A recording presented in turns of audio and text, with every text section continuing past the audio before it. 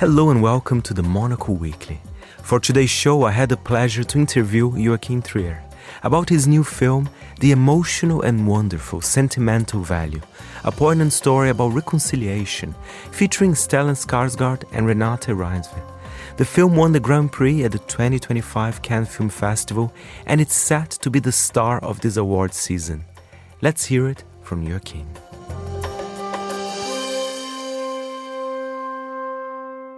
Joachim Trier, what a pleasure talking to you. Big fan of your work. Thank you. And a massive fan of Sentimental Value as well.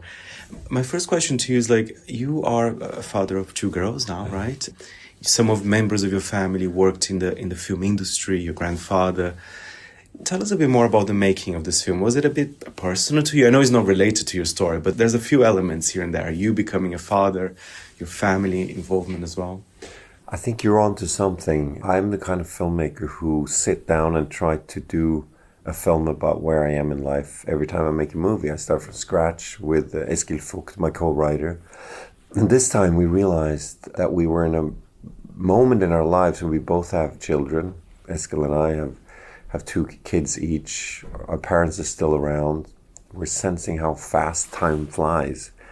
And then we had another idea, which was kind of like, let's talk about two sisters and how come siblings feel so different from each other, even though they grew up in the same family. And then a father character came in, and then suddenly this started developing, and we realized that we know a lot about film and film life. As you mentioned, my grandfather was a filmmaker.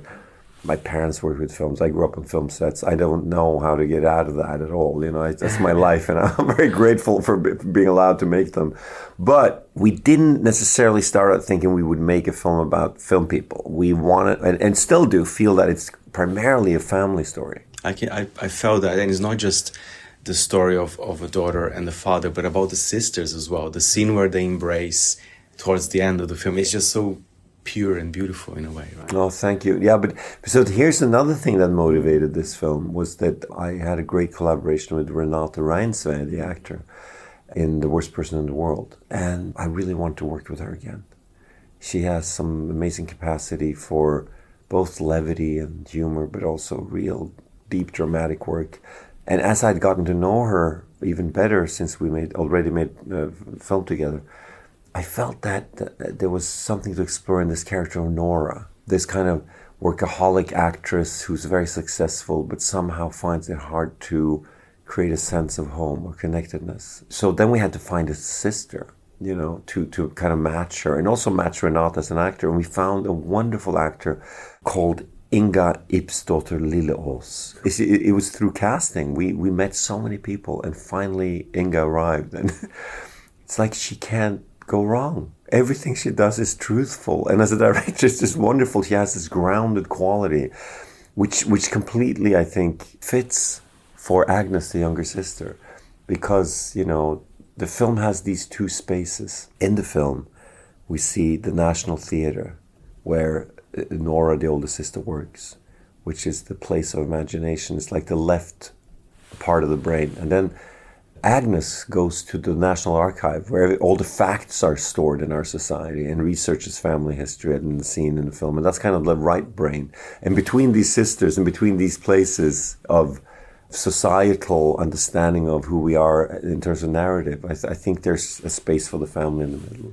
And even the character of Gustav, the dad, played by Stellan Skarsgård, it's interesting. You could have made him super unlikable in a way, but no, there's a lot of tenderness in the film. I saw you mentioned this in an interview, and it's very true. Of course, he was not perfect at all, but there's tenderness, right? I think so. I mean, at the beginning of the film, I guess the father character, this director, Gustav Borg, who hasn't made a film for 15 years, still thinks he's the king of the world, is a kind of patriarchal bit of an asshole, really. But since we cast Stellan Skarsgård, which was purposefully done also because he's such a warm, sympathetic man, we hopefully created a more three-dimensional character with more nuance. It's a film about reconciliation, isn't it? So it's also about understanding that inside every difficult parent there is also, perhaps, as in this case, a wounded child on some level, and to grapple with that. What is reconciliation in a family? I didn't want to make a film that has sort of cheap solutions where, you talk about it and it's all fine. I don't think that's how life works. But I think that to try to come to a more peaceful place with what was and what hasn't been is important. And to avoid this kind of cheap solutions, as you're saying, even the character of Elle Fanning, you know, she plays quite sweetly as well, this Hollywood star. Again, there's no clichéing there. She's not like this crazy diva, demanding. You know, it's quite the opposite in a way, right? Yeah, well, my experience is that people from all walks of life can be really cool and nice. And, you know, so yeah, Elle is a wonderful actor. I'm so glad that she came to Norway and did this with us. But yeah, you're right. She has Rachel Kemp, her character, who plays this kind of Hollywood star that comes to Norway to play in Gustav Borg's film. And suddenly is dropped right in the middle of this family drama where she's actually understanding more and more that she's kind of playing his daughter, which creates also humor. I think Elle did that wonderfully in terms of not creating kind of a cliche parody of the American starlet. I think you're absolutely right. She is that star in a good way. I mean, she's a celebrity and she knows that thing in her life. But Elle also has a great capacity for the craft of acting. I'm really impressed with her. The funny thing about Elle, you know, is that she's quite young, but she's acted since she was a child. So she has the experience of a 40-year-old, even though she's barely 30. Yeah, exactly. And I love that you brought, you know, this American actress out to a Norwegian context as well, as I think that's very cool. Instead of the opposite, like, it's always like, oh, the European or South American director going to the US, but now it's actually the opposite. That's quite nice. Yeah, I guess, I mean, maybe that's a reflection of the fact that the film world is changing. And maybe Hollywood is not necessarily the epicenter anymore. It's one of the epicenters. I think we have several places in the world. You see it in the South Korean boom, you know, you see it in the now the Scandinavian thing that's been going on with crime fiction, but also now with maybe more personal films.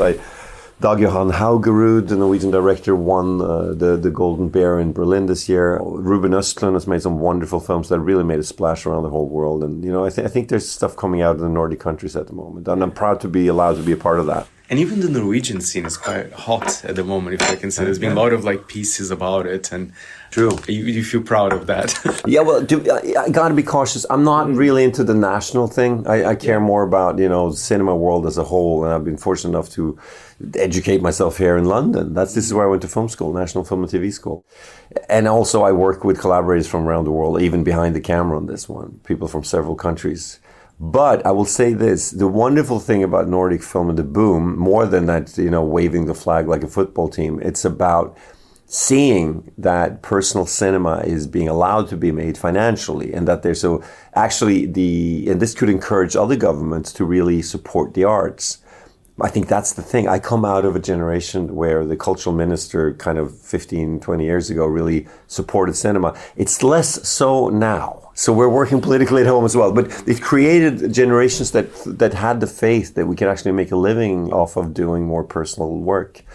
And if anything, at this moment, I think we need to take art seriously. We need, in complicated times in society and in the world globally, to have reflections of stories on a deeper level, try to communicate, create empathy, meet in cinemas, meet in theaters, meet in books, understand on a deeper level that we are more alike than different. And I think art can be a place for those kinds of reconciliations, I hope. And I feel people are craving now the public personal stories as well in the cinema, because sometimes, you know, I have nothing against the big blockbuster. They can be super fun, but also when studios keep rehashing the same stories, you look even at the numbers, actually. Some film, they don't do so well because maybe people are getting tired. Yeah, it's always funny in society, isn't it, how things have counter movements and things are paradoxical. And we've been through a big wave of superhero movies, and we've been through certain formulas and people want development and forward momentum. They want change. They want to see something new. Originality shouldn't be underestimated. And I think at the moment, you know, when you've had a lot of mechanically made bread, you suddenly want something that's baked with some hands in the dough. You want, perhaps at the moment, there's this yearning. But you know what I mean? There's this sense that you want the human touch. And I think we're living in a very fragmented, isolating reality at the moment. We're all talking about our friends, but not seeing them, but like writing a message. Or social media is the strange paradox of having a lot of attention to each other, but maybe not seeing each other. There's a lot of strange things going on. So, of course, humans are adaptable, but we're also resistance. We have resistancy. So we're yearning for more contact, I feel. I had a wonderful experience. Last night, I was in a room with more than 2,000 people, you know, at the London Film Festival and Royal Festival Hall. A really big crowd had turned up for our film. I come from Norway, you know, I don't, even though our films have traveled now, several of them, through the years, every time it keeps surprising me in a beautiful way that people really show up. They want to be together in the cinema. It's an event. It's a kick. I love it too. I go to the movies.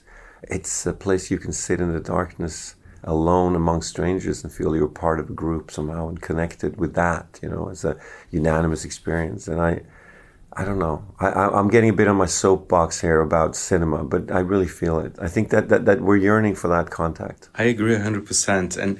And finally, just want to say, of course, Sentimental Value is connecting with people. I mean, there's even a joke, of course, in Cannes. It was the Joachim Trier summer, but I think it's going to be the Joachim Trier autumn winter as well. I'm not joking. I'm not joking. Oh, thank you, man. I mean, if that means, if nothing else, if that means that people will watch this film that we're so proud of, me and my gang, then I will take that. Thank you. Thank you very much, Joachim. Sentimental Value is out in UK cinemas on the 26th of December and is also out in other parts of the world. The show was edited by Mariela Bevan and I am Fernando Augusto Pacheco. Thank you for listening.